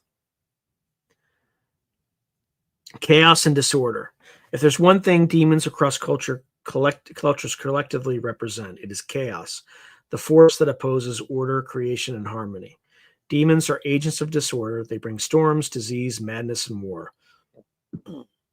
In creation myths, they're sometimes the sea serpents or dragons that the gods must slay to form a stable world, like Mesopotamia's Tiamat, a chaos monster slain by Marduk. While not always called demon, these chaotic forces become prototypes for later demons. We saw this in Zoroastrian-influenced thought. Angra Mainyu Ahriman, in Persian belief, is a spirit of chaos and destruction, leading demonic devas against Ahura Mazda's good creation. In Christian lore, Satan's rebellion is a revolt against the divine order, literally trying to tear heaven apart into chaos. In Revelations, demonic spirits gather nations for the final war, again stirring chaos. Natural disasters were often attributed to demons. Wind demons like Pazuzu stirring up pestilence, storm demons causing shipwrecks. Some medieval sailors blamed tempestarii, storm-raising wizards in league with devils, or plague demons spreading illness. For instance, during the Black Death, rumors spread of demons of the devil poisoning wells, a way to personify the chaotic scourge of plague. Demons also represent social chaos. When societies felt disorder, famine, invasion, mortal decay, they often described it as demonic affliction. We think of the possessed swine in the Bible rushing into the sea, a vivid symbol of chaotic self-destruction, or in the Middle Ages, the idea of the demonic Sabbath, where witches and demons gather in wild orgies, was basically an image of inverted social order. Everything forbidden in society enacted in a night of chaos. There's also a theme of madness as chaos in the mind, with demons at the helm. The ancient world often attributed insanity to demonic influence. For instance, the boy in the New Testament who thrashes and foams from a demon's presence. Even today, our language retains that someone battling their demons might be fighting mental turmoil or addiction. Demons serve as a metaphor for the internal chaos of a psyche in disarray. Many demon-slaying heroes are essentially restoring order by defeating a demon. When the Hindu goddess Durga killed Mahishasura, cosmic balance was restored. When St. George in Christian legend slays the dragon, often interpreted as satanic, he saves the kingdom from chaos. In Ghostbusters, to take a playful modern example, the heroes trap the rampaging ghost demon and literally contain the chaotic energy in a ghost trap device. It's the same pattern. Bring cosmos out of chaos. On a symbolic level, demons of chaos often represent the unknown and untamed wilderness, the dark of night, the unexplored seas. Historically, the edges of maps were adorned with demons and monsters. Here be dragons, symbolizing the chaotic unknown beyond civilization's light. Thus, slaying or outsmarting those demons equates to expanding the realm of order. However, there's a counterpoint. Sometimes chaos demons are necessary evil. In some myths, a little chaos has creative potential. For instance, trickster figures, some considered demonic, break stagnation and usher in change. The demon may upset the status quo, which, though painful, leads to growth or revelation, as Mephistopheles ultimately does for Faust. His temptations and chaos ironically drive Faust to strive and eventually find redemption. Still, in most narratives, when demons run amok, it's a bad time. They challenge the gods, upend the mortal order, and threaten to reduce everything to primal confusion. They remind us that civilization and sanity are thin veneers, and beyond them lies a churning sea of unpredictability. By warning about demons, cultures implicitly encourage maintaining order through ritual, law, piety to keep those forces at bay. Forbidden knowledge and power. Another fascinating theme is the association of demons with knowledge, particularly knowledge that is forbidden or dangerous. This goes all the way back to Genesis. The serpent, often later equated with Satan, tempts Eve with the fruit of the tree of knowledge, promising, "You shall be as gods, knowing good and evil." That framing, knowledge as temptation from a demon, sets a tone that echoes in later stories. In many grimoires and occult traditions, demons are summoned precisely because they have knowledge or abilities humans don't. Medieval magic texts like the Key of Solomon or Goetia list demons by name, each with a specialty. One can teach astronomy, another logic, another find buried treasure, another make you invisible. The implicit idea is that demons are custodians of secrets, secrets God or nature might not freely offer, but that can be extracted through risky dealings. Faust, again, is the prime example. He wants the deep secrets of the universe, and Mephistopheles, as a demon, can grant him second sight, magical travel, summoning of spirits, etc. Why would a demon know more than a human? In lore, it's often because demons are old, pre-human even, or bound by physical limits, or unbound by physical limits, or once were angels with heavenly knowledge. In the Book of Enoch, an ancient Jewish text, a group of fallen angels called the Watchers rebel and come to earth, where they lust after human women and teach humanity various crafts. Metallurgy, cosmetics, enchantments, essentially jump-starting civilization in illicit ways. This is seen as corrupting knowledge, leading to evil. For example, weapons of war, vanity, sorcery, etc. So here we have a demon myth explaining how humans learn skills we weren't supposed to, but demons taught us, a double-edged gift of knowledge. In the Prometheus myth of Greece, Prometheus isn't a demon, but he steals fire from the gods to give to mankind. The story has a similar vibe to the demonic theme, a supernatural being granting forbidden power to humans and suffering punishment. Prometheus chained, like Lucifer cast down. Many cultures have a version of fire being stolen from the gods, sometimes by tricksters. Fire can symbolize technology or knowledge in general. So the myth encodes that such leaps often feel transgressive or fraught. Demonizing certain knowledge can serve as a cultural warning. There are things that we maybe shouldn't meddle in. Alchemists seeking the elixir of life, or nuclear scientists splitting atoms. Every era has its forbidden fruit. By framing it as demonic temptation, the moral is underlined. If you go there, it might cost your soul, or at least your humanity. Science fiction often plays with this, essentially turning technological or alien forces into modern demons that lure humans toward ruinous hubris. On the flip side, some stories valorize getting knowledge from demons, but using it for good. King Solomon in legend commanded demons to build the temple, using demonic knowledge power under divine sanction. In some magical traditions, a white magician might summon and bind a demon to do beneficial work. This walks a thin line. You glean the knowledge power, but you keep your morals intact if you can. Historically, though, those who sought arcane knowledge were often branded as consorting with demons, from medieval witches to Dr. Frankenstein, metaphorically. The demon symbolizes the price of ambition. Yes, you can know this secret or wield this power, says the demon, but something will be lost: your innocence, your peace of mind, your soul. Thus, forbidden knowledge is the apple that demons dangle, and it's a very juicy apple to many. Hence these enduring tales of creation, as the saying goes, he who sups with the devil must have a long spoon. If you engage with demons for knowledge, be very careful. You might get what you wish for and wish you hadn't. Demons as the other and self. One more overarching point. Demons often represent the other, everything that a culture or individual defines itself against.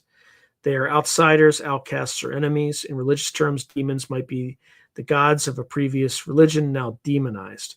For example, when Christianity spread, some pagan gods like Celtic, Cernunnos, or various fertility figures were reinterpreted as devils to make a clear us versus them with the old beliefs. The horned hood appearance of the devil in medieval art owes a lot to the imagery of Pan and similar nature gods turned into symbols of sin. Ethnographically, society sometimes labeled foreign peoples or religions as demonic to dehumanize them. Medieval Christians called Islam a demonic counterfeit, And likewise, some other cultures saw the colonial Europeans as literally demonic due to their cruelty. So demonizing, a term we use figuratively, has literal roots in seeing others as demons. At the same time, demons are also part of our inner self in many teachings. The Jungian psychology concept of the shadow, the repressed dark side of oneself, aligns with the idea of inner demons. We speak of wrestling with your demons, meaning personal vices or traumas. Artistic works often externalize a character's inner conflict as a demon or monster they must face. So demons straddle a line. They are us, our fears, our sins, our untamed passions projected outward, and they are not us, the alien, the unknown, the enemy.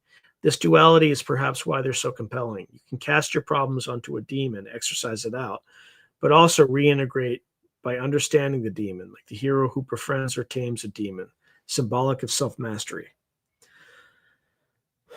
Demons also often carry symbolic meanings in their specific traits. A snake demon might symbolize temptation and shyness. A goat-like demon might imply lust and stubbornness. A demon with many faces could signify deception. One that is a whirlwind or wildfire shows uncontrollable rage. By their form and behavior, demons are walking allegories. For instance, each of the 7 deadly sins gained a demon personification in medieval lore. Lucifer for pride, Beelzebub, gluttony, etc., making the sin more tangible to warn against. In sum, whether as tempters, punishers, chaotic destroyers, or keepers of forbidden lore, demons reflect the extremes of human experience. They symbolize what happens when things fall apart, morally, mentally, socially, and by storytelling about them, cultures essentially created a toolkit for how to deal with those extremes. Resist temptation, endure rituals, stick to order, be cautious with power, understand the other, but guard against it, or even sometimes make peace with your inner demons. It's remarkable that through demons, frightful, spooky, often repulsive beings, humanity has taught itself so many lessons. These symbols of darkness have ironically illuminated for us the path to light. By knowing the demon, we come to know ourselves better. That is, if we survive the encounter. All right, so conclusion and atmosphere. We have traveled together through crypts and scriptures, deserts and dreamlands, meeting demons of every description. It's time now to conclude our journey and return to the daylight. But before we do, let's take a moment to reflect on the experience. Why do these accounts of demons hold such fascination for us? Perhaps because, in a controlled way, they lead us to confront what we fear: death, chaos, evil, the unknown. These are heavy, abstract concepts. But when we tell a story of a demon, suddenly it's a character we can see, hear, and even outwit or defeat. The demon gives shape to the shapeless dread. Around a campfire or in a cozy living room, reading a book of ghost stories, we face the demon in the tale and feel that thrill of fear. Yet we are safe, and we may feel a little heavier about the real shadows in our lives afterwards. There's also the enduring allure of the forbidden. Demon stories are inherently a bit transgressive, dealing with the devil, witnessing bizarre creatures. They promise a peck outside the ordinary.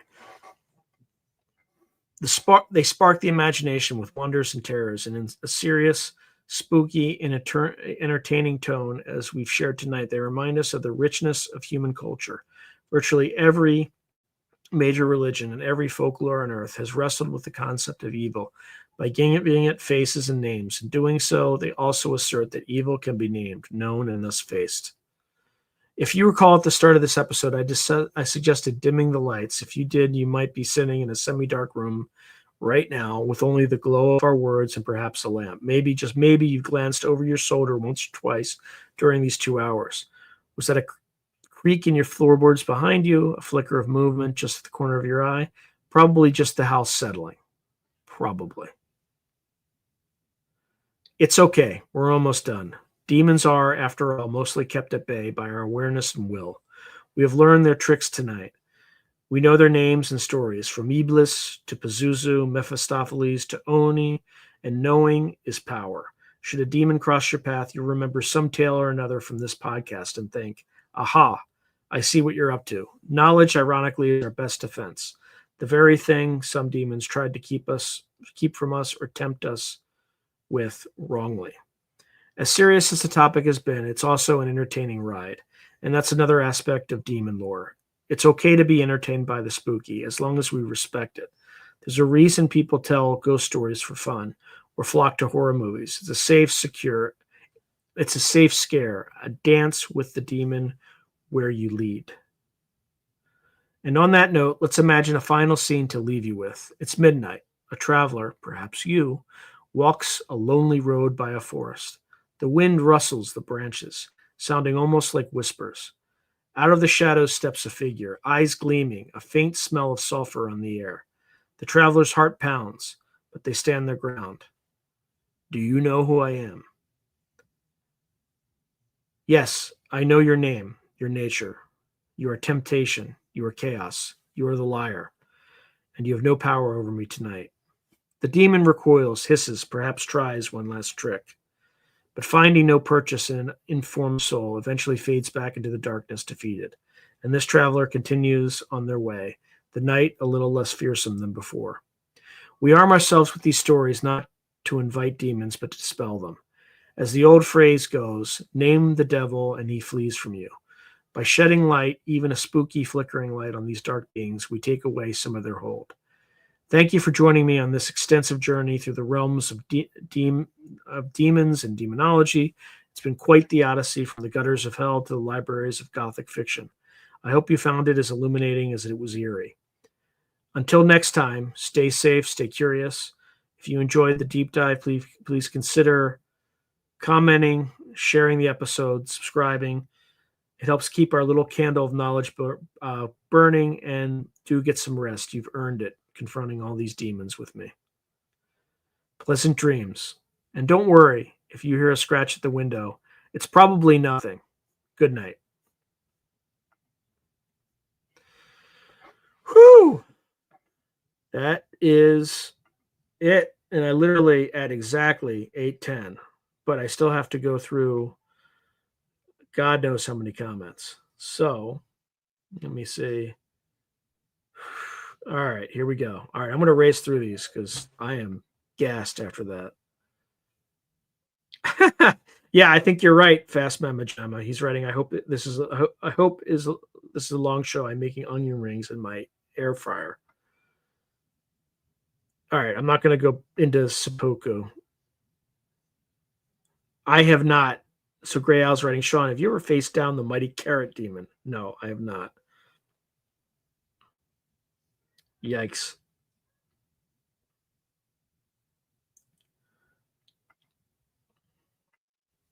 All right, just racing through. All right, Vet Girl 84 is writing, I had a mighty coffee demon in my microwave a few times. Gray Owl put in coffee to warm up, forgot it. A few weeks later with furry legs and arms crawling out of the mug. Yikes. All right, Fleabidus is writing, amazing. I saw the advance notice, clicked for notify when it went live, but got nothing. Found the show only to see I had been unsubscribed. YouTube is acting like a yeah. Thank you for checking. Yeah, they just randomly unsubscribe people.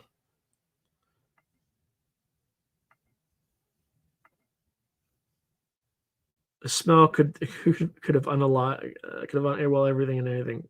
Vet Girl 84. Vet Girl 84 is also saying, I love H.P. Lovecraft. I'm cold saying Cthulhu isn't a demon, he's an elder god. Yeah, I know. He's an old one, right? But it's like he's like a stand-in for the demonic.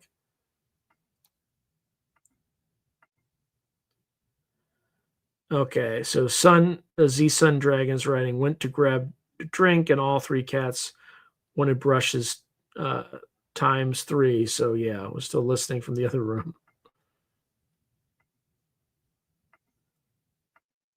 Okay. Hey, Spider Bite, good to see you.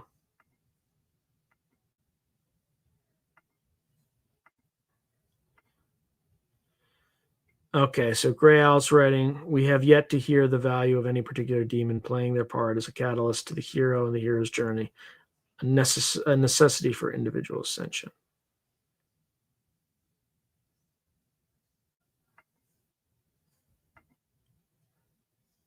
Yep, Gray Owl's writing, Byron and Shelley know of such things.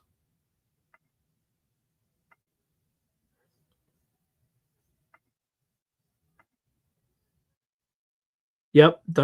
Gray Alright, Dante Cell, a classic.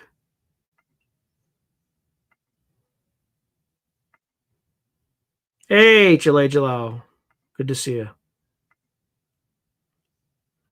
Alfred, someone named Alfred Hitchcock, who's obviously not his real name. We are Beelzebub. We are Astaroth. We are Paimon. That's all creepy.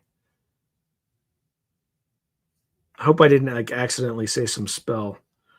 So Great Al's writing, Sean, did AI say that Lovecraft was its fave, or did you insert that? That's me. That's me. AI didn't express a preference.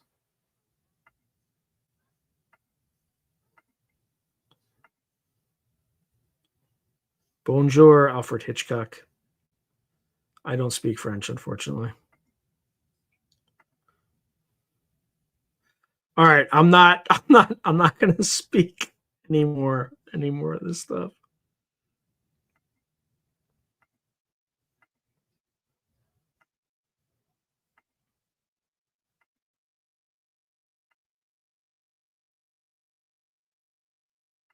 Okay. Sorry, I'm like 4 minutes over, so I'm just trying to get through everything.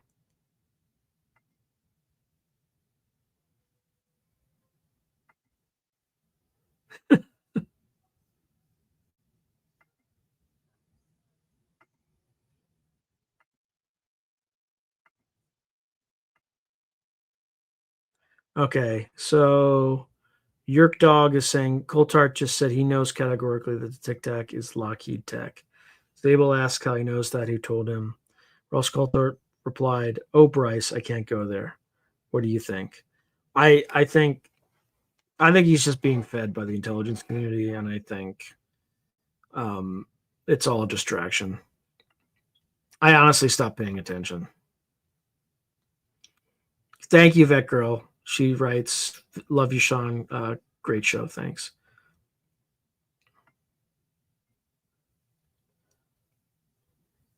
Yeah, I don't think it's all skunk works.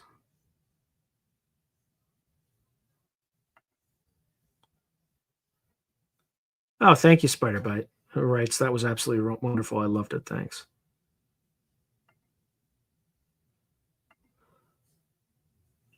Yeah, Yerk Dog's right. Agree with me about Screw Tape. Yeah, it's a good book.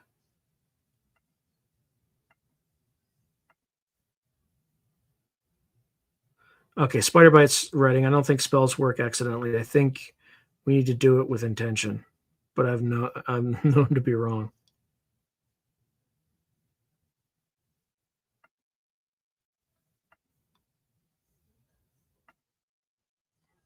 Thank you, Z Sun Dragon is also writing great show. Much love, Sean. Thank you for watching.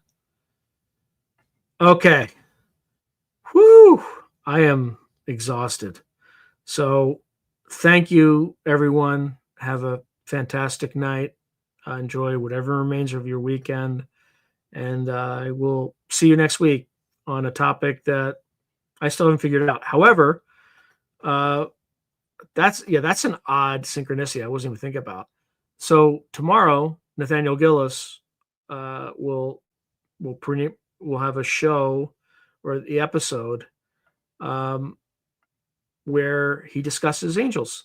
So on July 7th, so 7/7, and the episode numerology adds to 7, all pure random. So good night, everyone.